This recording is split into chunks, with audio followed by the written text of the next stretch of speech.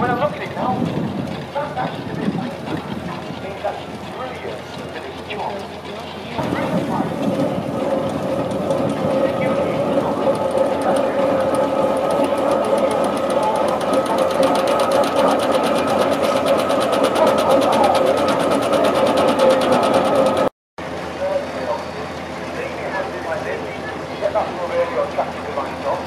Then we've got to open this box.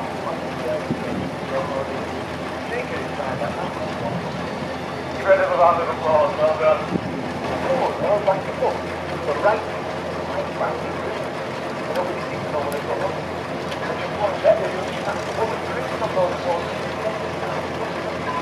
Now, what might be anything that we just spent all day?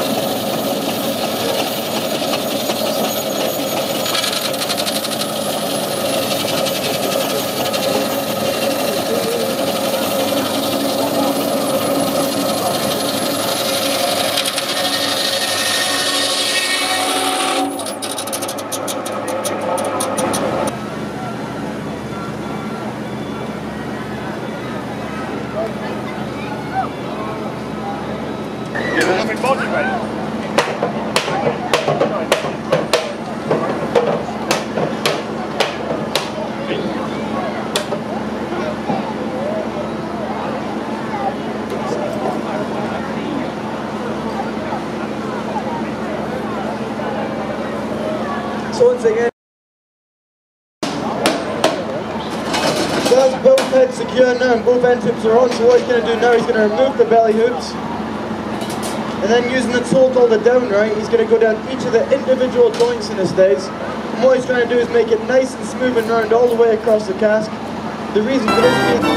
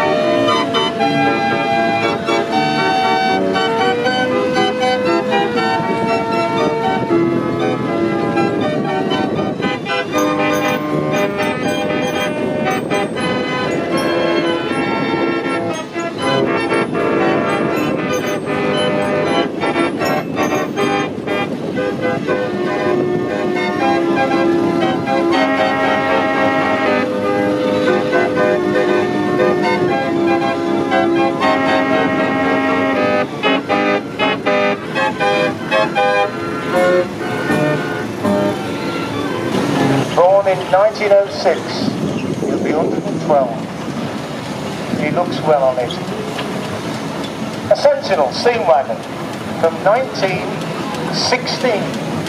built in Shrewsbury when they moved the production from Glasgow. Sentinels used to build steam cars that went on the railway. The LNER had 50 of those.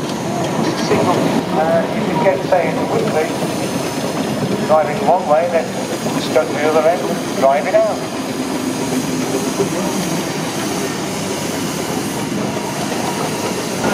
Sir John Williams, owned by Mr. Moore of Easingwold. Very rare machine, this one, a Richard Hornby, but you can see the shape of these didn't change much. You've just seen a 1923 go through. They weren't that dissimilar. The design didn't change from 1850 to 1942, when the last agricultural traction engine was built.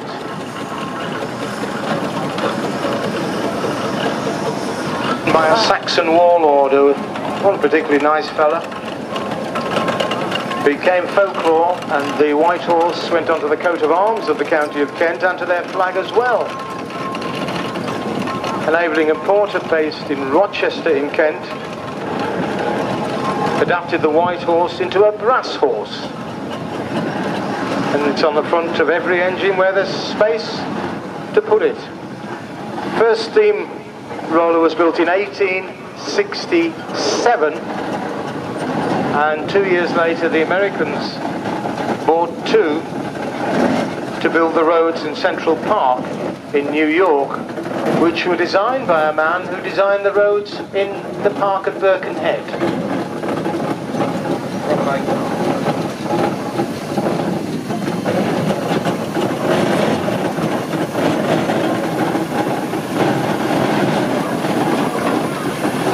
1905 Fowler now. This is Sonny Boy, owned by the Baldwin family, driven by the Johnson family, an engine which has won 2 awards today. First showman's engine was built in 1882. Before that, the fairground attractions were taken by the general purpose engines, but Burroughs designed this massive sort of engine you can see now, which was found derelict in Hyde a lot of years ago, restored, and then went into a museum for 40 years. So this is the first time it's steamed in anger for a long, long time. That's a Sonny Boy. You can see the underneath the green hood there, a dynamo, which should be used for the power for the Gavioli organ, the lights, and the ride itself would be driven by a shaft by a belt rather from the shaft for the engine. Mr. Lamb with his 1920 Aveling and Porter steam tractor. This wouldn't have had a canopy on when it was first built. It did. Well, that was spoiling them, wasn't it? Agricultural workers with a roof on. In 1920. Good to see you again, sir.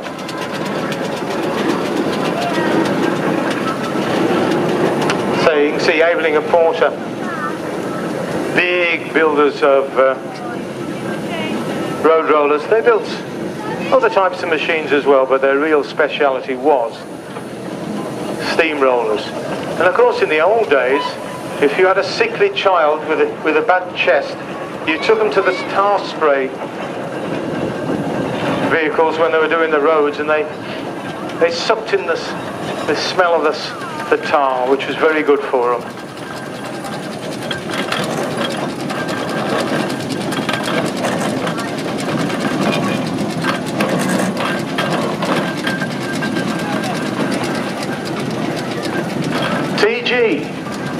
CGH, Sentinel, in the colours of tarmac.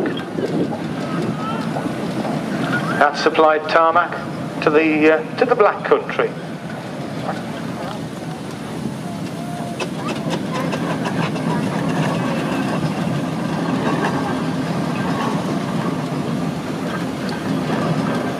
stock and one mill's gigantic combination. Well, you could make your own story up for that, couldn't you? And this is Raja.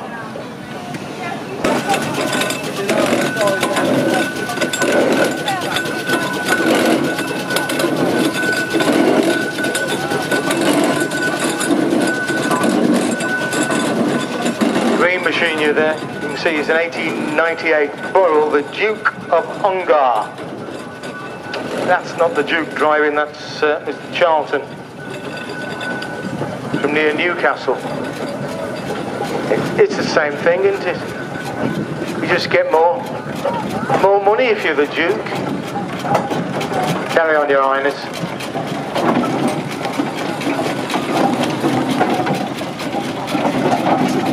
And now a marshal coming through.